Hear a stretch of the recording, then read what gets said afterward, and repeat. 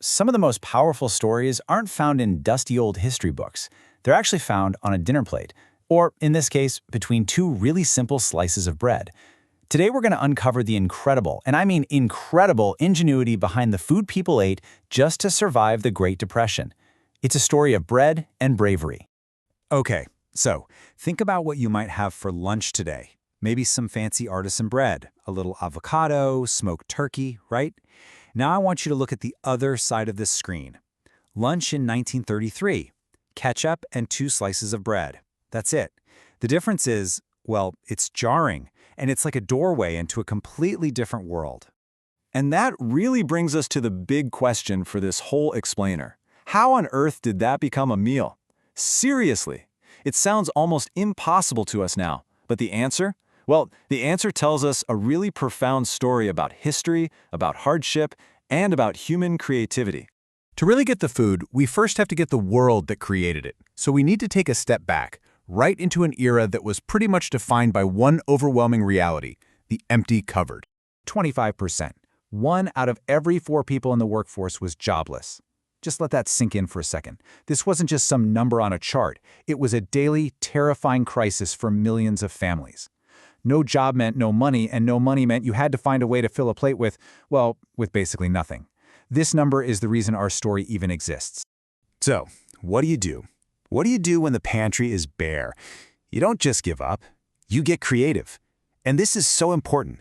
The story of Depression-era food isn't just a sad story about what people didn't have. It's an incredible story about their ingenuity, about what they did with what little they had. Which brings us to what I kind of like to call kitchen inventions. We're going to look at these sandwiches not as sad, pathetic meals, but as brilliant, absolutely brilliant solutions to an impossible problem engineered with whatever was around. First up, the ketchup sandwich. The definition here says it all, doesn't it?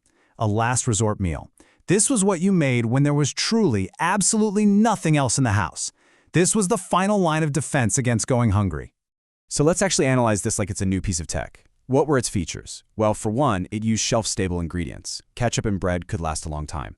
It took 0 prep time, which was huge. And this is key. It gave you a powerful burst of flavor. A little bit of sweet, a little bit of tangy, a tiny moment of brightness in an otherwise bleak time. It's a masterclass in baking. All right, let's move on to our next invention, the onion sandwich. Now, this one wasn't always just a last resort. For a lot of people, especially factory workers, it was a staple. It was a cheap, portable, and surprisingly potent meal for a long day of really hard labor. Let's break down its features, too. First, onions were incredibly cheap. But more than that sharp, pungent flavor, that wasn't a downside. It was the entire point. It was a jolt to the senses, a flavor that was strong enough to cut through the grime and the monotony of a really tough workday. But these sandwiches were about so much more than just filling an empty stomach. They were about dignity. They were about the fundamental human act of providing a meal for your family, no matter how simple it was. This phrase here, it just gets right to the heart of it all. Sustenance and affordability over culinary trends. The goal wasn't to be fancy or to impress anyone. The goal was to nourish, to sustain, to get through one more day. That's it. And that's why this is so important to remember. These were not meals of shame. They weren't a sign that you had failed. Putting a ketchup sandwich on the table for your family was an act of defiance. It was proof of your resilience, of your absolute refusal to be broken by hardship. So, what can we take away from all this? I mean, what lessons are packed into these humble little sandwiches that still matter to us today? It really boils down to 3 key ideas. First, and we've all heard this, necessity is the mother of invention. True invention often comes when you have absolutely no other choice. Second, that simplicity and dignity can and do go hand in hand. And third, that being resourceful, that's probably the most timeless survival skill any of us can have. And all of that leaves us with one final kind of challenging question. A generation that had nothing invented ways to survive with incredible bravery and dignity.